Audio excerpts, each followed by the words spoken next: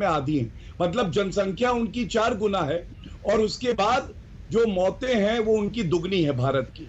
और ये बड़ा जरूरी आंकड़ा है जो दे रहा हूं, जो टोटल केसेस हैं पर 1 मिलियन, वो भारत में 10 लाख के अनुपात में 20,000 हैं, अमेरिका में 5 गुना ज्यादा 1,02,000 और ब्राजील में 75,000, 3.5 गुना ज्यादा।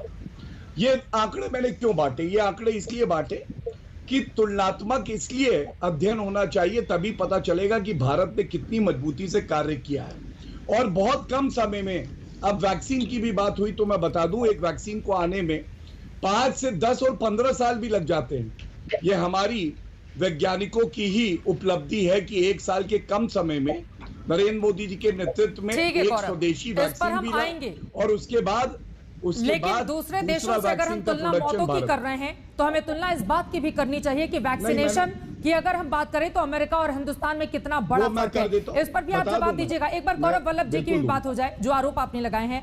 गौरव वल्लभ साहब, देखिए, सीधे सीधे नौटंकी सरकार के करार दिया जाता है राहुल गांधी की ओर से, लेकिन प्रकाश जावड़ेकर ने स्पष्ट तौर पर कहा है कि दरअसल उनकी राजनीतिक नौटंकी तो जनता ने ही बंद कर दी है। जब देश मिलकर कोरोना से लड़ रहा है तो इस तरह देश को भ्रम में डालकर अपनी राजनीति को चमकाना चाहते हैं राहुल गांधी। क्या है इस पर जवाब आपका?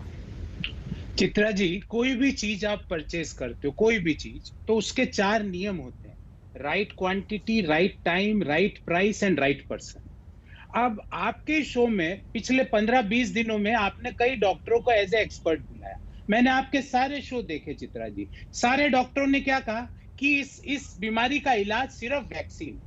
जब मई 2020 में दुनिया के सारे देश वैक्सीन ब्लॉक कर रहे थे, तब हम ताली और थाली बजा रहे थे। हमने वैक्सीन के ऑर्डर कब दिए चित्रा जी? जनवरी 2021 में।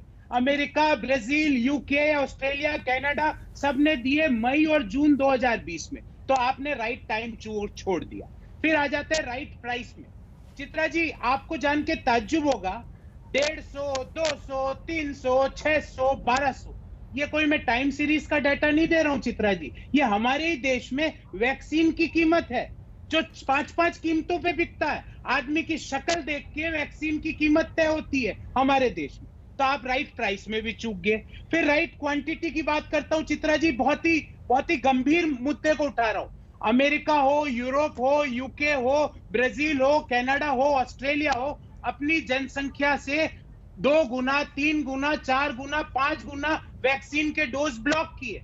भारत ने अभी तक जब अपन शो कर रहे हैं, अब तक 140 करोड़ जनसंख्या को 280 करोड़ डोज चाहिए। अभी तक मात्र 39 करोड़ डोजेस का ऑर्डर दिया है भारत सरकार ने। यह आंकड़ा है और यह आंकड़ा मैं आपको सोर्स सहित दे सकता हूं। तो आपने राइट क्वांटिटी भी छोड़ दिया। फिर राइट पर्सन पे आ जाते हैं।